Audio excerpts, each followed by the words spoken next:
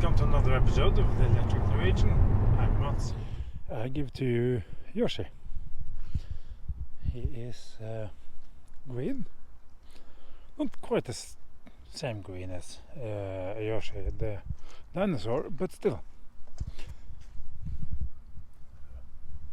Red brake calipers and the carbon wing. So this is 2014, late 2014 Tesla Model S P85, and mine actually. I bought it with my money, and we're gonna go to Oslo. I'm gonna pick a few things up from the Model Y which I forgot, and then we're gonna have a talk about the car. So it's done 183,476 kilometers, which I'm perfectly aware of that isn't very far. It depends on your mileage, may vary, as it were. I mostly bought it a bit like the Porsche of the color, because this green is relatively rare. I think they only produced it for 6 months or something like that. I've had a few of those runs on colors, less of them over the last 5-6 years or so. They had something similar with the Obsidian Black, it just came and then disappeared again rather quickly. It's a deep green, it's almost a teal green if you want. I wouldn't mind if it was lighter, but it is. I think it looks good on the car. So it's a bit funny that I have a British car, the Jag, which is black, and then I have an American car. Both are executive saloons. They're not luxury cars. That's something the Americans never really seem to understand. And the American car is what you might call British racing green. So, yeah, it's a bit fun that it has the classical instrument cluster, which I kind of grown fond of. I made a mention this last year. I don't remember when I had my video on the old S's. See so much of this being used by other car makers, even now, 8 or 9 or 10 years after this car came out. Very fascinating. We're going now into Marcus Bil in Oscar. That's where the Blanco is staying now. I drove him in there on Friday. They're gonna sell it for me. And why am I doing this? Why am I going from a basically brand new, I'm by a 9-year-old electric car? I go backwards in tech, backwards in power, backwards in performance, backwards in range, and not least backwards, because this is an 85, in charge speeds. Because this does not charge at 250 kilowatt, I grant you. It peaks at a bit at 100 and a bit, and then it falls mostly to 75, and has a pretty flat charge curve up to 40-50%. So it's a bit like some modern Chinese cars. And unlike some modern Chinese cars, this infotainment system do things better than some new cars do. Simply do this. I always tell people to buy an electric car if you need a car. Well, hopefully you don't always need a car, but if you need a car, buy an electric car and save money. Okay, up until recently that's been true for almost anything, apart from of course very expensive machinery. Now, this being an old S, it's not particularly quick anymore. Still, I mean, all things comparative, that Model 3 there is probably as quick, if not quicker, because if it's four-wheel drive, it grips and goes better than this do. With the interest rates keeps going up, the cost of just of the interest on the car is such that I simply can't justify spending almost 700 euros every month just on the Model Y alone. And then you have insurance and stuff on top. Granted, electricity has gone back to being cheap again, but still. Now, this thing cost me about 16,000 euros. So And that means I'm freeing up a lot of capital. Come to think of it, this costs almost as much as the Porsche did. I've been saying for years that get a used EV, and you know, if you can't buy a new one, get a used one. So I was thinking, well, okay, then live by your own advice for once in life.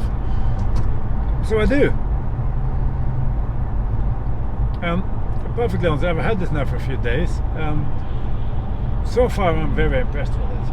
There's almost no use marks on the interior. It's a light interior. There's, apart from some marks in the rear seat where they've had a child seat. I think I can get it to look nice again if I work on it a bit.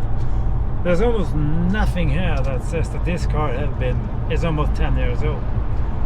There's one dirty fingerprint above my head. Apart from that, it's all very clean and nice, and not very worn either. I don't know exactly the name of the part in English, but the arms and the undercarriage that are weakness on this are swapped by the previous owner. There's also been swapped a few of the door handles, so that's done. So hopefully I will have a relatively easy upkeep of the car, unless of course something major happens. I mean, the battery can say pop tomorrow. You never know. It's a used car. Of course. Yes, there's a bit of noise in the car, but the suspension works brilliantly. There's no creaks in it. Very little, no creaks or rattles in it, apart from if you hit very badly designed sleeping policeman. I have ordered a parcel shelf to have in the back, which will take some of the road noise down, at least some of the tire noise coming from the back.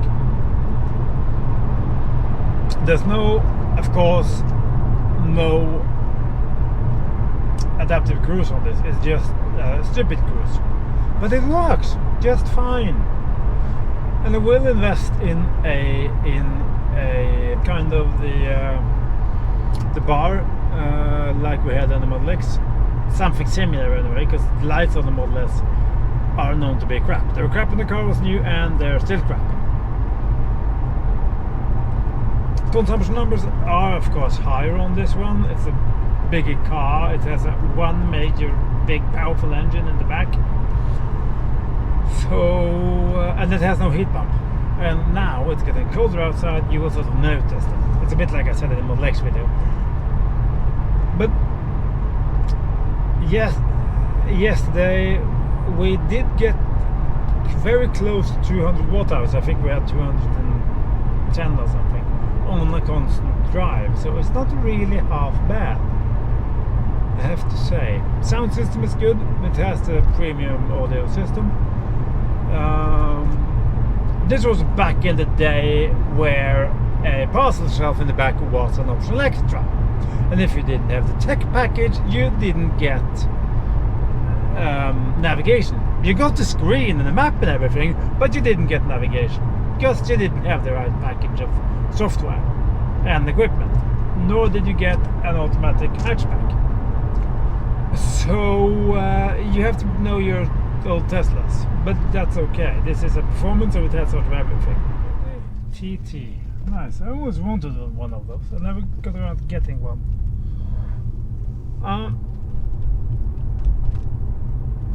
Apart from some sharp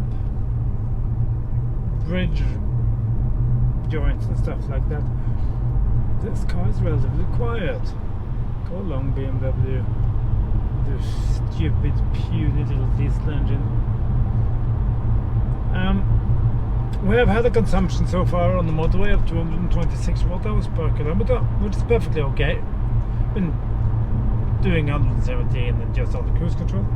All the switches in here, most of them anyway, are Mercedes switches, and you can sort of feel that the cruise control stalk and also the multifunction stalk here, it kind of has that Mercedes quality to it. The solidity of quality that you don't really find anywhere else in the car, to be honest. I mean, it's fine. The materials are fine, and the dashboard dashboard are a little bit flimsy if you begin to touch it. But the materials here are okay. I mean, they have Alcantara roof lining and Alcantara inlays in the seats. And the leather definitely feels decent. According to the under graph, we had a consumption of about 230 watt hours. So that's not bad. It's 9 degrees outside. We have 57% left on the battery. So I have no idea really how much battery is left on this car, because I still haven't fully charged it. There's also been a reason to. I charged it to 85% or something like that in the morning, from 19 or 18%. And then there was like the charger had given off 57 kilowatt or thereabout. The frunk in the car is massive, as it is in all the old S's, of course. Also the boot is big, and the well in the boot is big and wide. This is a much wider car than the Model 3 and the Model Y is. It's incredibly smooth riding this thing though. And well, to call it slow would be a lie, because it definitely isn't. The screen, I mean, it's relatively quick. It's far from slow. There's a bit of a lag in it, but the memory chip has been swapped and it has 4G capability.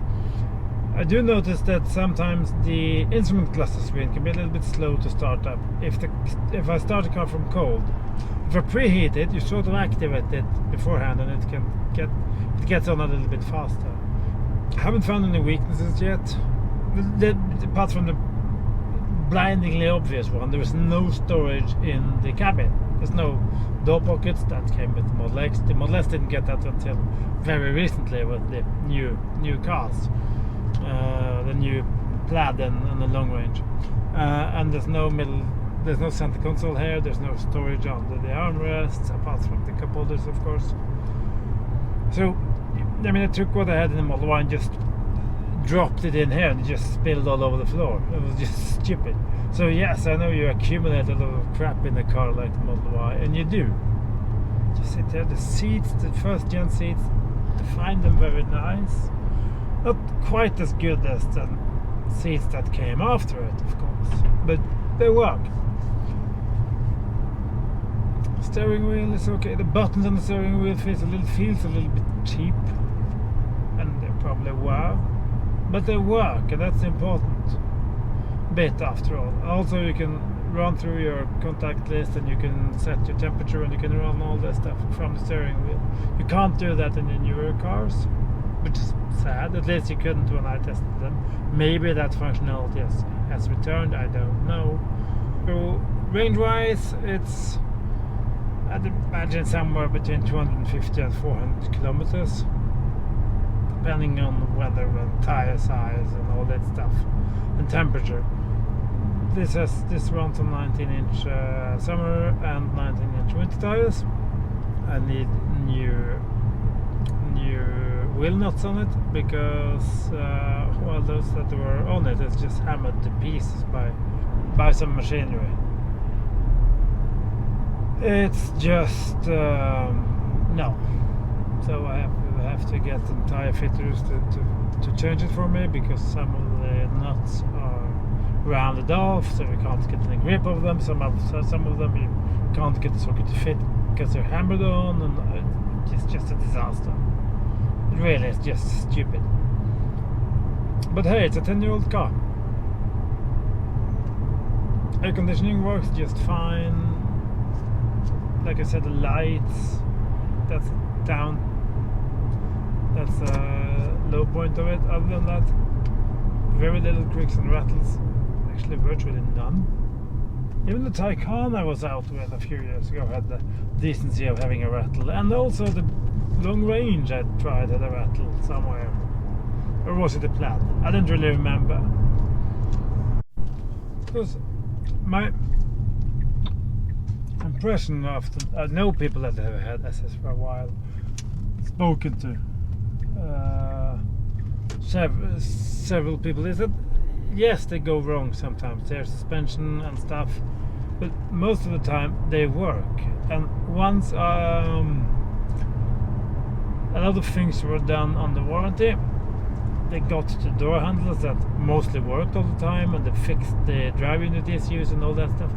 These cars are pretty solid, and they are after all aluminium, at least the bodies of aluminium, so it doesn't rust.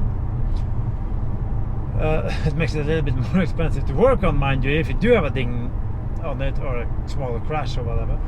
So I'm not really worried about the technical bit. Of course, it's a used car. Things can go wrong, but still, 300 around 200. If we just round off and say 300 kilometers of range, and then you can save maybe 40 minutes to 80% or whatever, because it's a bit slow charging this. They did nerf all the 85 packs after all.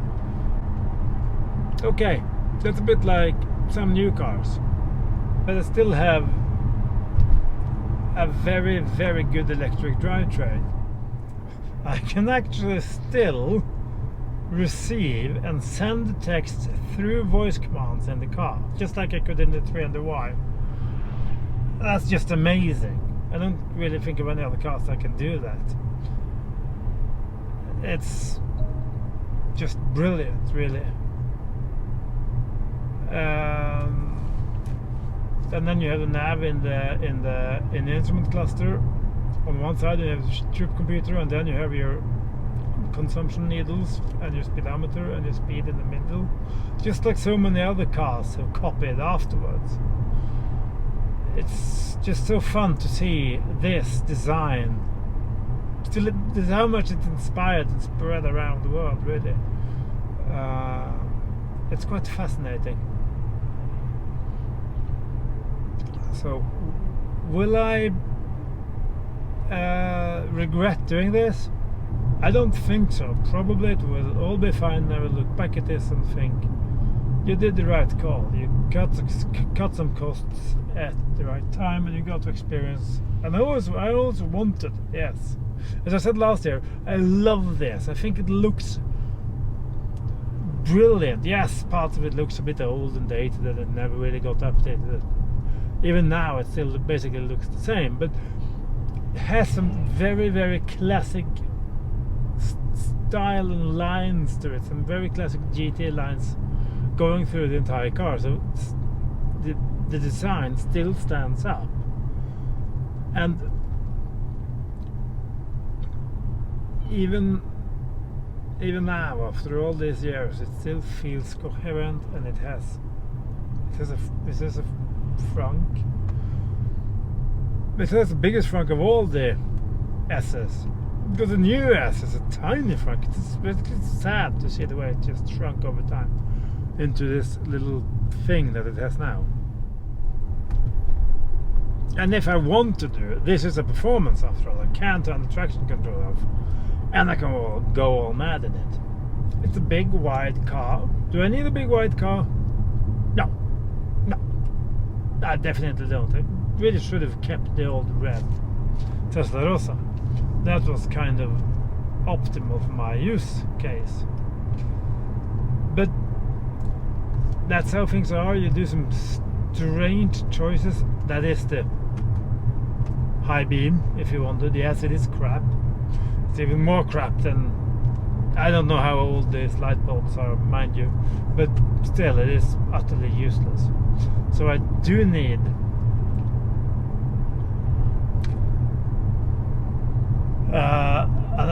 an LED bar on this car, definitely. Speaking of the Jag, both of the cars are executive saloons, and it's interesting to compare them, because lengthwise I think they're about the same, except for that the Jag is narrow, so you're never really worried about the width of the thing, because it doesn't really have any width. And of course the body of it is also, as I recently documented, very, very beautiful. And the suspension of it is just, oh, it's just so nice. It's so well judged. This is your suspension, so you can sort of, it doesn't really have a comfort setting as such. If you put it up at standard, it's not bad. It does a decent job.